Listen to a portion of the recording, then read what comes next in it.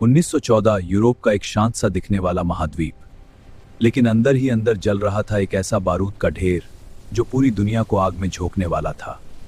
एक गोली चली और देखते ही देखते पूरा विश्व युद्ध में कूद पड़ा। इसे ही हम कहते हैं प्रथम विश्व युद्ध। यह युद्ध सिर्फ देशों के बीच नहीं था, यह था अहंकार, शक्ति, साम्राज्यवाद और बदले की भावना का युद्ध। इसमें दुनिया की बड़ी बड़ी शक्तियां आमने सामने आ गईं और 4 साल तक धरती खून से लाल होती रही।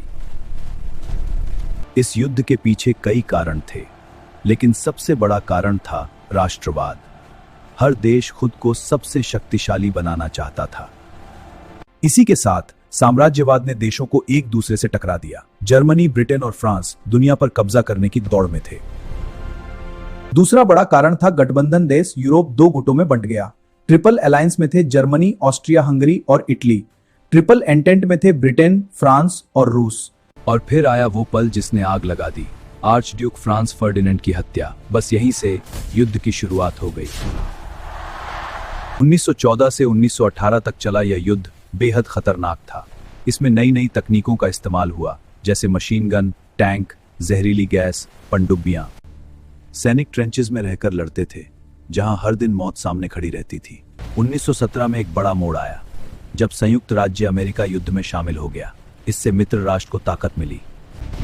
दूसरी ओर रूस में क्रांति हुई और रूसी क्रांति के बाद रूस युद्ध से बाहर हो गया। आखिरकार 11 नवंबर 1918 को यह भयानक युद्ध खत्म हुआ। जर्मनी ने हार मान ली और एक समझौता हुआ, जिसे कहते हैं वर्साई की संधि। इस संधि ने जर्मनी को बहुत कमजोर कर दिया। उसकी सेना घटा दी गई, भारी जुर्माना लगाया गया और उसकी जमीन छीन ली गई। यही अपमान आगे चलकर दूसरे विश्व युद्ध का कारण बना। इस युद्ध के परिणाम बहुत भयानक थे। लगभग 1 करोड़ से ज्यादा लोग मारे गए। 4 बड़े साम्राज्य खत्म हो गए।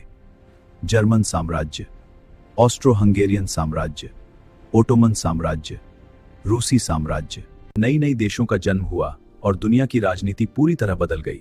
इसके बाद शांति बनाए रखने के लिए लीग ऑफ नेशंस बनाया गया, लेकिन यह असफल रहा। प्रथम विश्व युद्ध ने दुनिया को सिखाया कि युद्ध सिर्फ जीत हार नहीं होता। इस युद्ध के बाद भी दुनिया नहीं सीखी और 20 साल बाद फिर एक और बड़ा युद्ध हुआ। आज भी यह युद्ध हमें सिखाता है कि शक्ति से ज्यादा जरूरी है शांति और समझदारी।